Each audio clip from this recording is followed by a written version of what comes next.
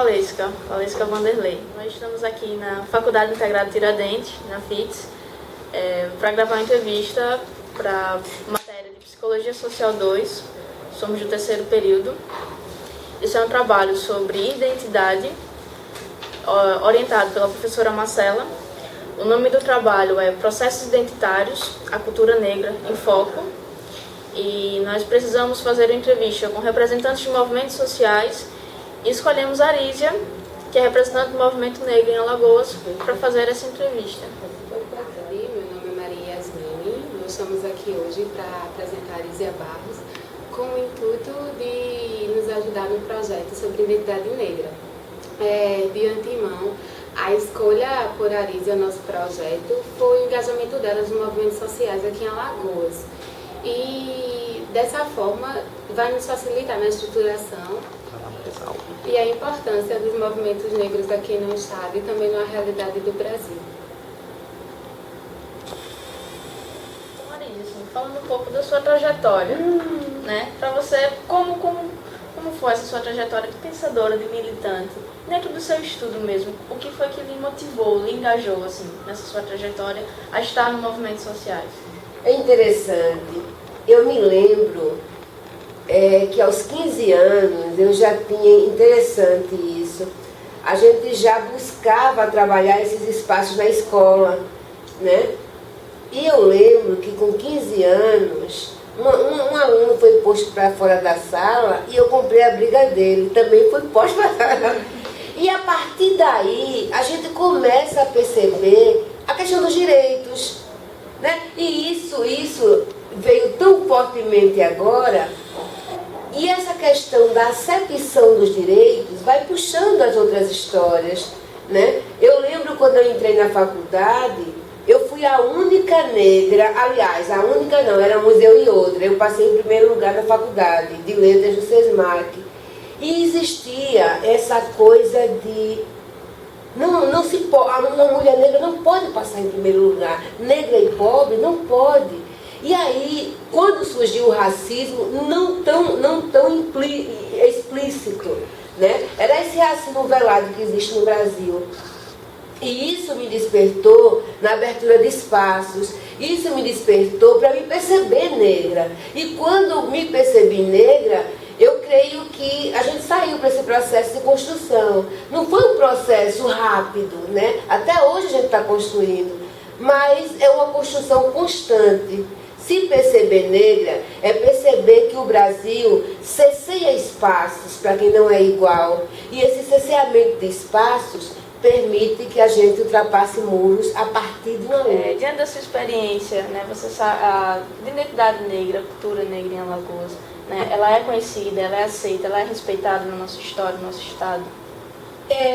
Alagoas é um estado sui generis, né? Mesmo sendo solo sagrado de Zumbi, existe uma certa repulsa à questão racial em Alagoas. Tanto é que em pesquisa ocorrida, acho que há 4, 5 anos, Alagoas foi descrita como pequena África. Mas não a pequena África dos valores positivos, porque esse estado é o estado que é um dos estados que tem a maior desigualdade racial, né? E aí a gente se pergunta como é que um estado que teve a primeira república negra e livre da América Latina se recusa a ser negro.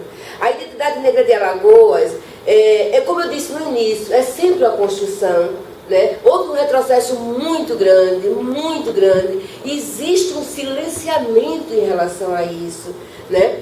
A gente percebe que mesmo que a gente tenha agora um programa Juventude Viva, né? Mesmo sabendo que jovens morrem de uma forma trágica e muitos jovens negros, isso ainda não é falado, mesmo com o programa aqui, né? Isso ainda é silenciado. Eu diria que Alagoas tem vergonha de ser negra. E aí, então para você, o que significaria um movimento social? Movimento social, movimento negro. Movimento social negro, no caso. Nós estivemos em Recife, eu acho que tem em torno de um mês, né? Eu conheci o movimento negro de Recife, achei uma coisa fantástica. E é uma fala única do Brasil. Alagoas não tem movimento negro. Alagoas tem pessoas que trabalham a questão racial. Mas movimento negro coeso e compacto, Alagoas não tem. Talvez tenha tido, mas hoje Alagoas não tem. Então, assim, você já colocou a questão do zumbi. Então, sendo o estado da cultura do Quilombo dos Palmares, a terra de Zumbi mesmo, como é que esse movimento... Então, assim, o movimento não existe, o movimento social não existe. Existem representações de pessoas que trabalham, mas o movimento coeso, como movimento, ele não existe. Então, a gente não pode dizer quando o movimento passou a existir ou quando a voz dessas pessoas passaram a aparecer de alguma forma. Eu falo atualmente, porque houve um tempo, e esse eu não acompanhei, né? Que estava à frente de algumas pessoas, e essas pessoas, como Zezito, Zélia, trouxeram histórico, né? Mas esse histórico esfarelou. A gente não tem essa coisa compacta, né? Não tem esse movimento que vai às ruas, né? Que mobilize gente, que traga agora em Salvador, dia 7 de junho, não sei se vocês acompanharam, o edital para o povo negro da cultura, ele foi suspenso pelo juiz de Maranhão. O Brasil inteiro está se mobilizando contra. Você não ouve falar disso em Alagoas. Né? Como se não existisse. Né? Os grandes fatos que quebram, né, essa consolidação das políticas, eles não são refletidos em Alagoas. Né? As pessoas aqui não entram nesse processo. E aí a gente se pergunta, cadê a nossa identidade negra? Onde é que ela está? Né? É uma pergunta que tem que ser feita diariamente. O movimento precisa se fazer e assim, a sociedade alagoana também. Porque essa questão identitária não é só do movimento negro, é do povo alagoano que mora numa terra negra.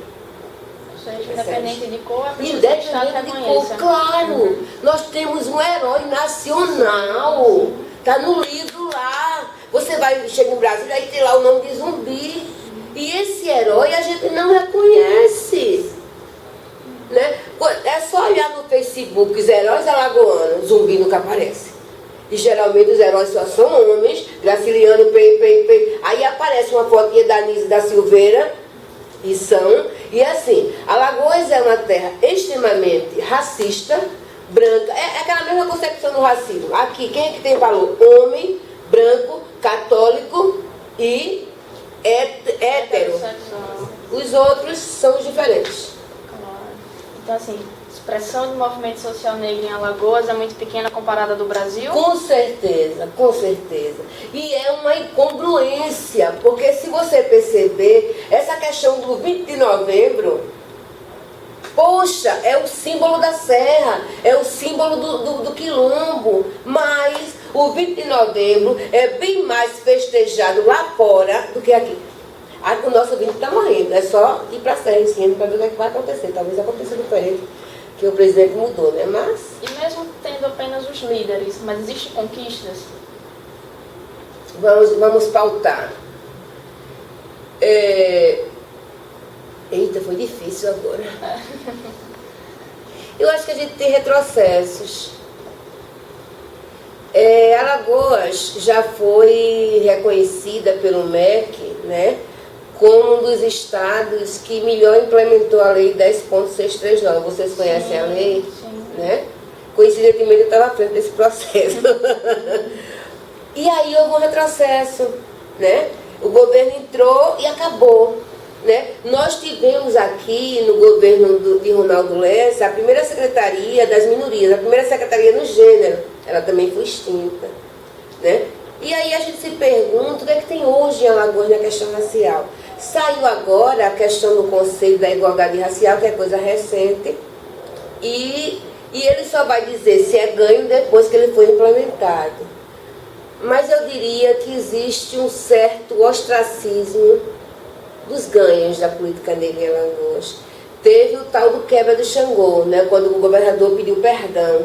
Respeito. A gente entraria para hoje dizendo que é preciso que tenhamos o ideal comum, que as pessoas se unam, que o movimento se una em torno. É a questão da palavra unidade, mesmo apesar das diferenças. Né? O respeito a esse processo. Se a gente consegue trazer isso para o nosso dia a dia, a vida ficaria bem mais fácil. E a luta também. Né? Porque hoje a gente tem uma luta desigual. Além de lutar contra os racistas, a gente luta contra a gente mesmo. Eita, essa foi poderosa. Tô com cabelo. Nada. Logo no início da entrevista, você remeteu sobre a importância dos museus e quando você voltava para Alagoas, você via essa diferença. A ministra Marta Suplicy, ela pensa na criação de um museu da escravidão em Brasília, para a cultura e o movimento social negro. Para você, isso o que significa? E trazendo também para a nossa realidade aqui em Alagoas essa escassez. Na verdade, eu não diria museu da escravidão, que fica uma coisa pesada, né? Eu diria um museu afro, né? E é uma proposta boa porque nós temos um museu a céu aberto, que é o Quilombo, mas é um museu abandonado. Né?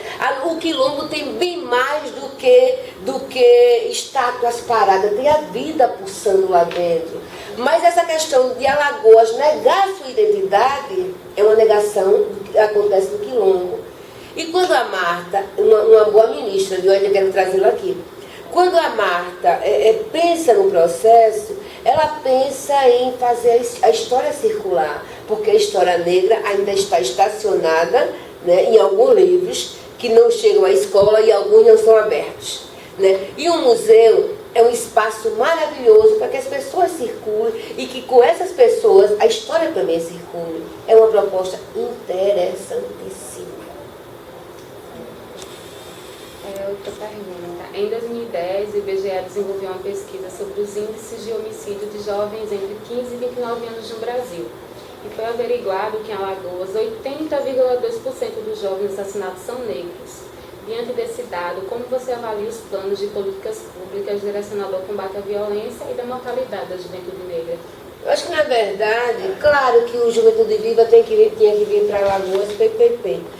Mas ele vai contemplar apenas algumas regiões, né?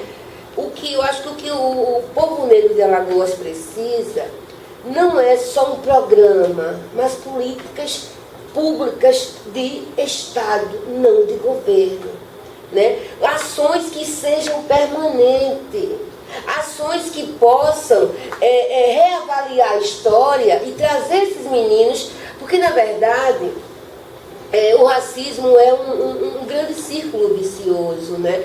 Quando ele aparta as pessoas, o racismo ele diz assim: você é diferente. Se você é diferente, você não pode estar no meio dos iguais. Quando ele faz isso, ele leva você para a periferia da história. Né? E quando você chega na periferia da história, lá existe a miserabilidade.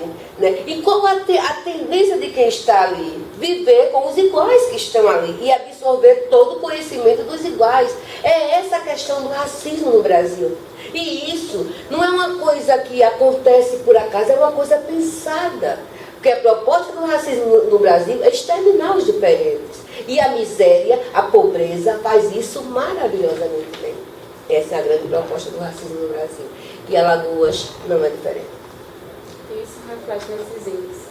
Com certeza, com certeza. Sim, e também essa mesma negação de Alagoas, quando eu nego que o problema existe, eu deixo o problema existir. Pois é, pois é. Como você analisa a importância da lei de regulamentação das cotas nas universidades federais, especificamente na vida do jovem negro?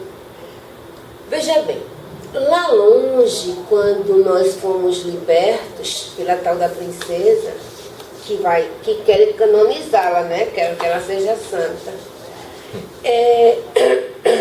Abriu-se o espaço. Vão para a rua, vocês são livres. Sem estudo, sem moradia, sem babá.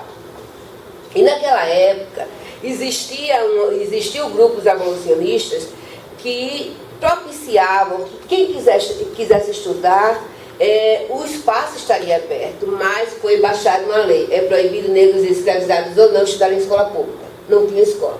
Aí disseram assim, não, isso está muito violento, vamos abrir um espaço, vamos deixar que o professor chegue à casa de quem quer estudar. Não tinha professor. E aí criou-se um espaço, um vácuo muito grande para o povo negro. A gente foi proibido de estudar. Existe uma proibição explícita.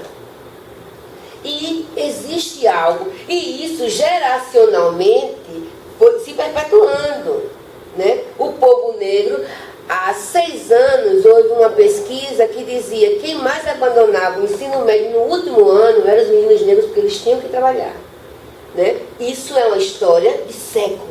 E assim, é uma dívida que esse país tem com a gente. As cotas nada mais é do que pegar os iguais, né?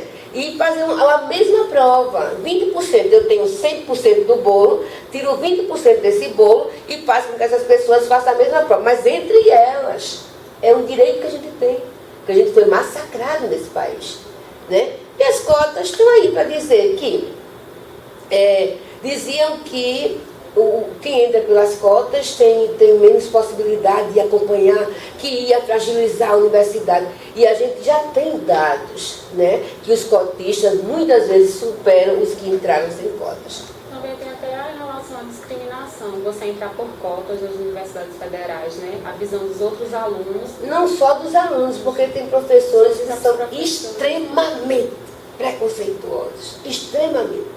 Eu queria estar lá para ver um espetáculo desse, mas eu nunca pego essas histórias.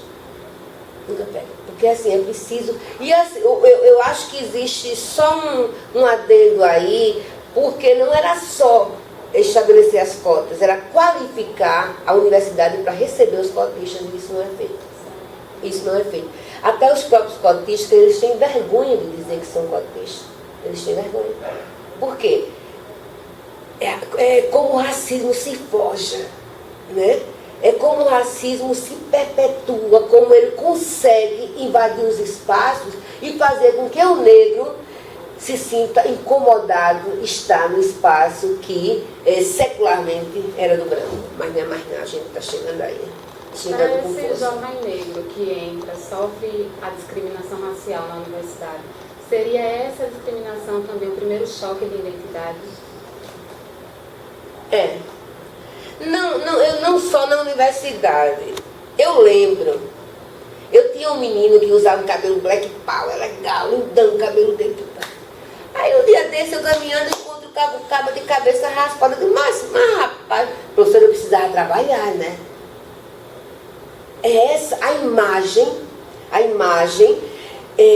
do jovem que se veste de negro, é do delinquente. E essa imagem não condiz com o mercado de trabalho, né? Ao longo da sua formação identitária, o jovem negro vai concebendo preconceitos. E quando chega na universidade através de cotas, é mais um, mas é bem mais pesado, né? Porque é um grupo, digamos, intelectualizado, dizendo que ele não pertence àquele espaço. E isso foi concebido, eu lembro que minha mãe era diferente. Minha mãe dizia assim, você estude, trabalhe para não terminar na cozinha de branco. Mas muitas mães de jovens negros reafirmam na cabeça deles a concepção social de que faculdade não é para menino negro. Menino negro tem que ir trabalhar. Ou seja, não merece estudo, né? Não merece. É trabalho, ele precisa ajudar a família. Estudo é a dedo, entende? Certo. E aí, bom, a gente tem a lei 7.616, né? Que é contra a discriminação, né? Que protege... Isso existe mesmo. Pois é, né? A gente nunca sabe que funciona bem no Brasil, na verdade. Né? Você pega a Constituição e tem um monte de lei ali que se a gente for olhar na prática, realmente a validade não é nenhuma.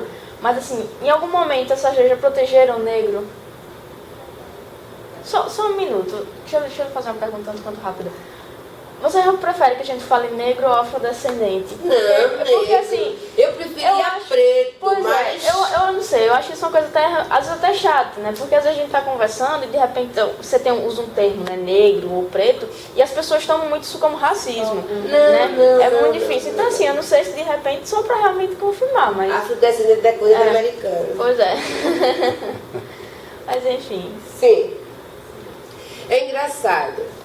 Não sei se é engraçado para rir, mas os últimos censos dizem que o Brasil está cada vez mais negro porque as pessoas estão assumindo essa sua negritude.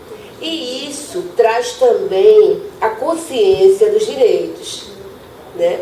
E a gente vê que em alguns casos a denúncia agora está bem, mas as pessoas denunciam, né? Mas quando chega na mesa da justiça é um problema sério. É sério porque eles não veem como racismo. Tem uma palavra que eles usam, esqueci o nome da palavra, esqueci. Porque o racismo, né, é inafiançável. Sim. E até hoje, se eu não me engano, no Brasil, não sei se houve uma condenação por racismo e a pessoa ficasse presa lá sem sair PPP. Em relação à justiça, a gente ainda tem muito que avançar, né? Porque como o juiz lá do Maranhão, que extinguiu os editais para o povo negro, ele disse que essa história de Mama África é coisa inventada, coisa para enganar os tolos, né? A justiça do Brasil é extremamente racista. Ela é feita por homens brancos, notadamente por homens brancos, né? E existe também ideologia de que não se pode criar espaço para que negros entrem. A gente acompanha, o Joaquim tem lá as interferências dele, Joaquim Barbosa, não é isso? E é até interessante porque, assim, pronto, o Joaquim se destaca enquanto negro, enquanto juiz negro do STF. Quer dizer, é como se assim, olha, ele é o negro que está lá, então mas você não tem acompanhado, não tem acompanhado como ele é perseguido. Não, ele é extremamente perseguido. É pelo governo da própria presidente. Pois é. Pois ao lado oposto. Não é porque ele foi eleito pela Dilma, foi colocado lá pela Dilma, pelo Lula, não lembro, mas pegou no pé do PT. Eles acharam que era para não pegar. Não, mais ou menos. Na verdade, o Instituto, as pessoas perguntam, Lisa, quando é que vai ter a oficina? Na verdade, o Instituto não busca criar esse espaço de oficinas, de qualificação mais próxima. Ele busca fazer a ponte entre as políticas públicas e os gestores, né? O que a gente diz? Existe agora em Alagoas uma política, uma agenda quilombola. E a agenda quilombola nasceu a partir da interlocução do Instituto. A Secretaria da Mulher, nós convidamos a Secretaria da Mulher, ela fez um diagnóstico da questão quilombola no Estado. Nós convidamos para um encontro. Nesse mesmo encontro, nós também convidamos já a CEPIC, a Secretaria de Promoção da Igualdade Racial. E nesse encontro, eles se encontraram, e surgiu a proposta de trazer a agenda para cá, né? E a ministra veio, assinou a agenda hoje existe, né? Foi uma interlocução política, a gente faz sim os seminários, mas a nossa proposta é a interlocução política, né? Para que as políticas se façam, para que as políticas sejam. Essa é a proposta do Instituto. E olha, vou te dizer, o Instituto está indo legal. Você já comentou sobre a Lei 10.639, né? E aí, como é que você vê essa regulamentação para o respeito à cultura negra e resgatação? Aí as pessoas dizem assim, não, o Brasil não é um país racista. A gente responde, se o Brasil não é um país racista, por que precisa de leis para dizer o contrário, né? A 10.639, ela nasceu dos anseios do movimento negro, né? E teve a simpatia, né? Não foi Lula, não foi Lula. Lula apenas assinou porque entendeu que era um momento. Mas a lei tem 10 anos. 10 anos. Continua uma lei para ser vista, estudada e lida, porque ela ainda não conseguiu dizer a que veio. Que a lei é ruim? Não. Os espaços escolares fecham a possibilidade da lei caminhar, né? O racismo no Brasil funciona assim. Aí alguém diz, poxa, mas o presidente vai dizer, mas eu criei a lei, está aí a lei. Vocês não fazem porque são incompetentes. O racismo no Brasil funciona assim, né? E as escolas brasileiras são espaços extremamente racistas. as professoras dizem assim, e elas não têm culpa e têm ao mesmo tempo.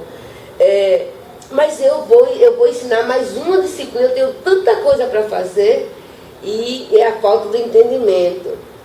Existe o poema de Jorge Lima, Jorge de Lima, Essa Nega Pulou.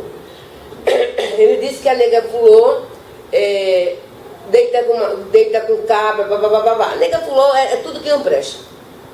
Como é que a gente pode trabalhar a lei a partir do poema de Jorge de Lima? Fazendo a releitura, né? E esse mesmo poema fez surgir um outro.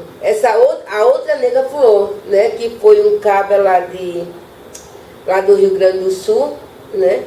Você trabalha a lei dentro da disciplina da língua portuguesa, fazendo essa intervenção, sem criar outra disciplina, sem sair do seu contexto. E aí, isso ainda não é dito. Isso não é verbalizado. A lei chega como um estorbo na sala de aula. Existe uma lei, vocês têm que trabalhar. Entende? Mas, ao mesmo tempo, as secretarias não possibilitam formações para que esse professor, essa professora absorva, né, esse processo e leve para a sala de aula. O racismo no Brasil também funciona assim. Remetendo essa questão, Alísia, da literatura brasileira, como você vê as críticas à obra de Monteiro Lobato? As acusações de racismo, discriminação racial. E até alguns defensores de Lobato dizem que é incoerente pelo livro O Primeiro Presidente Negro. Tem uma coisa bem básica, né? Eu lembro que a gente na escola, criança, a obra de Monteiro já caminhava por lá e não era bom ser negra, porque a gente era escrava Anastácia. Era Anastácia. Não era bom ser negra porque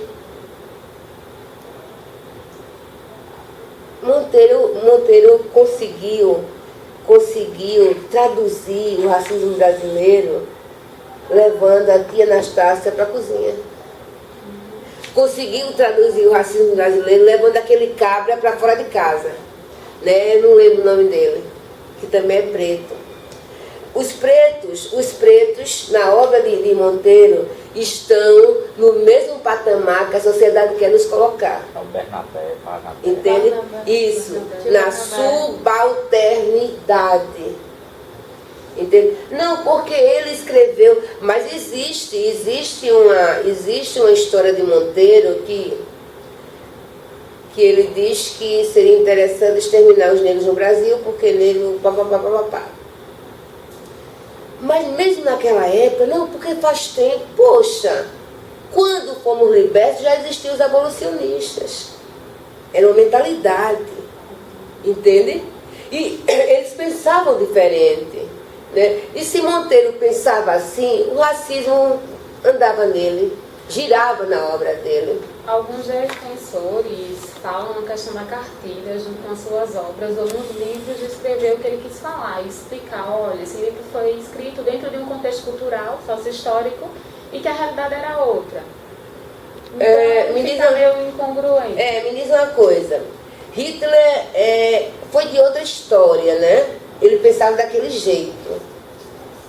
Ele achava que os diferentes tinham que ser mortos. Ele matou um bocado. Não faço uma comparação tão extrema, mas ao mesmo tempo eu faço. Ele já pensava daquele jeito, né? E ele morreu pensando daquele jeito. E é muito fácil dizer que é por conta de uma época. Não é. É como eu penso naquela época. E Monteiro pensava daquele jeito, né? Ele fazia esse apartheid dentro da obra dele. Ele colocava os brancos num lugar e os pretos no outro. Só. E isso chocava a menina que eu fui e choca as crianças hoje de sala de aula, né? Porque a gente ainda percebe, a gente ainda sente, a gente vivencia essa separação.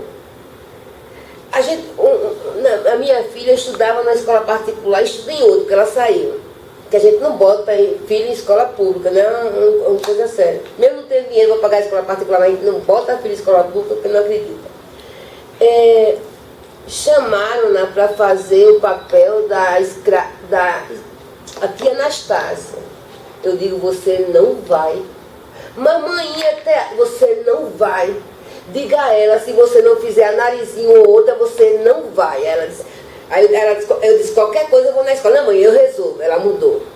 Porque assim, é estereótipo. É preto, tem que fazer o papel de preto.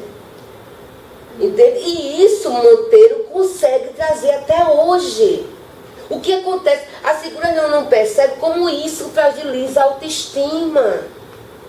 A autoestima é algo que tem que ser regado todos os dias. Né? E a autoestima de meninos e meninas pretas ou negras no Brasil, elas são massacradas. Né? Por todo um processo de construção dessa imagem branca que o Brasil quer vender, a autoestima dessas meninas são massacradas. Deixar em aberto uma fala sua de como você vê essa identidade hoje o que representa para você, a sua experiência, né? O que ela significa para você enquanto negra, enquanto mulher, dentro do estado de Alagoas, dentro do Brasil de forma geral. O que é que tudo isso representa para você e como é que você acha que pode levar adiante e deixar de experiência para a gente? Na verdade, quando o Instituto surgiu em 2005, né? Quando saímos da educação, né? Nós éramos gerentes da educação étnico-racial, e aí saímos da pasta e sentimos que o processo não poderia parar, né? Porque a gente entende que a questão da causa vai além, né? Ela precisa estar sempre em mobilidade. A gente mais do que movimento negro, a gente se vê em movimento, né?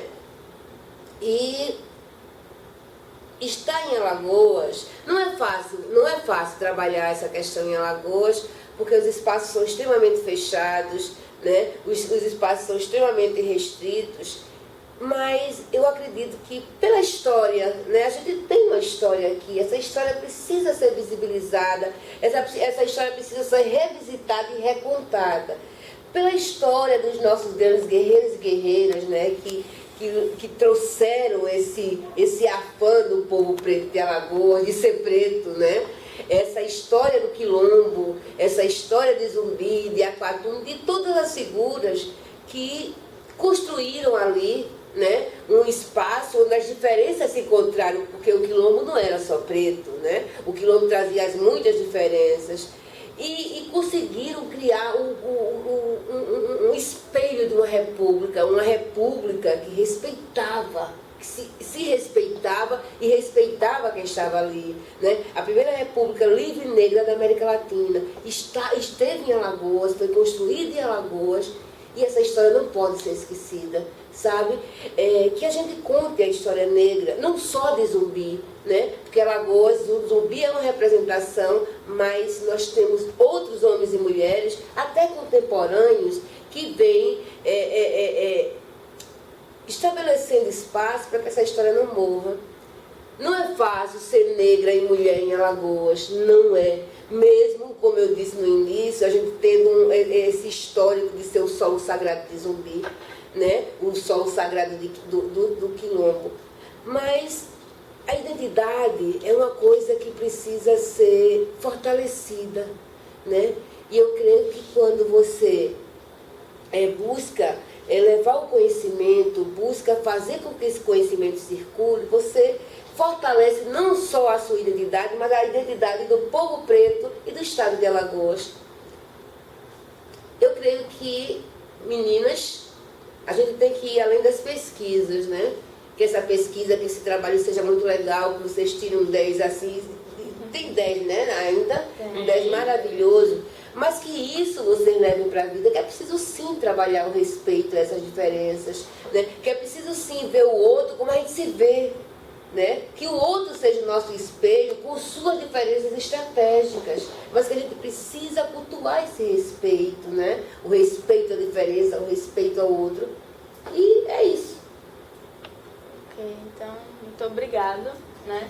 Desculpa aí, de repente, se ofendemos ou qualquer coisa do tipo, enfim. Mais uma vez, de fato, realmente agradecemos, deixando bem claro que assim, o trabalho, independente da nota, mas ele serve de conhecimento de uma forma geral, porque não só para a gente, mas para quem o trabalho vai ser apresentado, né, que vai incutindo um pouco na cabecinha de cada um, né, as diferenças, como deve ser respeitada a diversidade do nosso país, até porque independente de cor, todo mundo tem sangue negro, a gente sabe disso, né, no Brasil não tem essa mais, não adianta você dizer, sei lá, sou puro, isso não existe, todo mundo tem o sangue já e está nas veias e corre, né, então assim, isso realmente vai ficar para muita gente, de certa forma, né? E que seu discurso perpetue até pela sua expressão, né? Por esse direito que tem que começar a ser dado, tem que começar a ser respeitado, né? Mais uma vez, obrigada.